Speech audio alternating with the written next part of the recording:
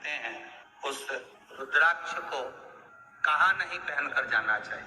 5 स्थान बताएं जहाँ रुद्राक्ष पहनकर नहीं जाया जाता। कितने स्थान है? 5। और रुद्राक्ष को 5 स्थान पर पहनकर नहीं जाते। और रुद्राक्ष के लिए वर्णन किया गया है कि रुद्राक्ष कब कब उतार कर उसको वापिस अभिमंत्रित करना चाहिए। 5 जगह पहनकर नहीं जाना चाहिए और रुद्राक्ष को अभिमंत्रित करना मतलब सीधा अमावस्या के दिन, पूर्णिमा के दिन, शिवरात्रि के दिन, श्रावण महीने के सोमवार को, प्रदोष के दिन, ये दिन आपके शरीर में जहां पर भी रुद्राक्ष है, आपके गले में अगर आप रुद्राक्ष पहने हो, आपके हस्त कमल में आप रुद्राक्ष पहने हो, आपने अपने पास में कहीं रुद्राक्ष रख रखा है, तो उस रुद्राक्ष को अमावस्या, पूर्णिमा, शिवरात्रि या श्रावण का सोमवार या प्रदोष आदि, इस दिन उस रुद्राक्ष को एक बार दूध में धोने के बाद उसमें थोड़ा सा सरसों का तेल अवश्य लगाना चाहिए। क्या होगा उससे? उससे होगा क्या? शिव महापुराण की कथा कहती है, महाराज रुद्राक्ष को दूध में धोने के बाद, स्नान कराने के बाद जल से स्नान कराया, थोड़ा सा सरसों का तेल लगा दिया। महाराज क्या मिलता है उससे? तो कहा उस रुद्राक्ष में बल प्राप्त होता है। कौन सा बल? जो शरीर के अंदर बीमारियां बढ़ती हैं, उस बीमारी को वो रुद्राक्ष धीरे धीरे समाप्त करना प्रारंभ कर देता है। पर एक और चीज याद रखना, जिस रुद्राक्ष के पानी को आप बीमारी के समय पर गलाकर पीते हो, उसमें सरसों का तेल नहीं लगाना। उसमें सरसों का तेल नहीं लगाना है। उसको तो आप केवल स्नान कराओ दूध से, जल से, और फिर उसको गला दीजिए। उसका पानी आप पीना चालू कर दीजिए। जिसको बड़ी बीमारी होती है उसके लिए कल कथा में वर्णन किया रुद्राक्ष के जल। रुद्राक्ष का जल पिया जाता है शरीर के अंदर से रोग को, बीमारी को हटाने के, रोग बीमारी को समाप्त करने। तब 5 स्थान बता दिए, 5 जगह बता दी, 5 स्थान निश्चित कर दिए जहां पर रुद्राक्ष को पहनकर नहीं जाना। पहला, किसी की मृत्यु वाली जगह पर।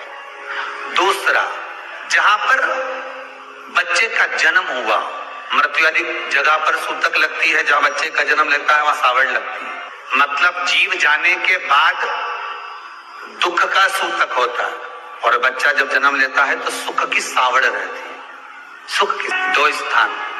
तृतीय स्थान, तीसरा स्थान दिया जहां पर वैश्यावृत्ति होती हो या महाराज मदिरा का पान होता हो, उस स्थान पर रुद्राक्ष को नहीं ले जाया जाता। चौथा स्थान रुद्राक्ष के लिए कहा गया, जिस स्थान पर आपको ज्ञात नहीं है और आपको लगता है कि ये स्थान अज्ञात है, यहाँ पर कई जगह पर कुछ जीवों की हत्या हुई है या किसी जीव को नष्ट किया गया है, उस स्थान पर रुद्राक्ष को नहीं ले जाना चाहिए। 5वां, महाराज आपके रुद्राक्ष का जहां अपमान हो रहा है, अपमान से समझ में आ रही है ना आपको बात? एक आय को ढोंग प्रपंच में पढ़ा है, कौन ने कहा इतने रुद्राक्ष धारण कर ले? कौन ने कहा है? क्यों ढोंग प्रपंच में पढ़ा है? अगर हम रुद्राक्ष गले में पहन लेते और नारी का रजस्वला धर्म आ जाता है, रजो धर्म का समय आ जाता है, वो रुद्राक्ष हम गले में धारण कर कर रखते हैं, तो वो रुद्राक्ष क्या वो बेकार हो जाता है?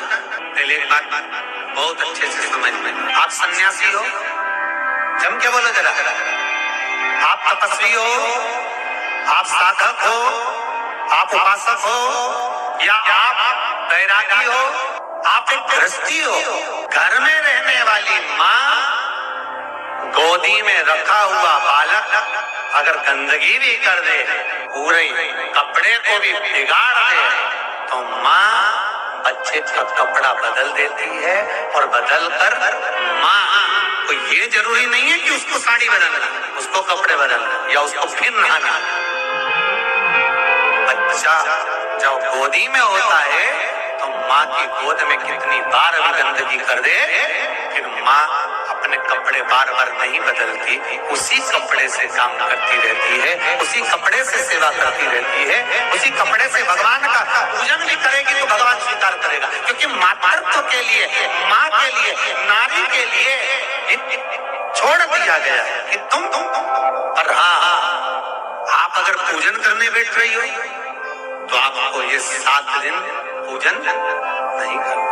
पर रुद्राक्ष अगर आप पहन रहे हो, रुद्राक्ष अगर आप धारण कर रहे हो और अपने जीवन की सार्थकता के लिए स्वीकार कर रहे हो, जैसे तुलसी की माला और रुद्राक्ष की माला गले में पड़ी रहती है, तो ये कंपनी का ट्रेडमार्क होता है कि तुम कौन सी ब्रांड के हो। ये कंपनी का ट्रेडमार्क है।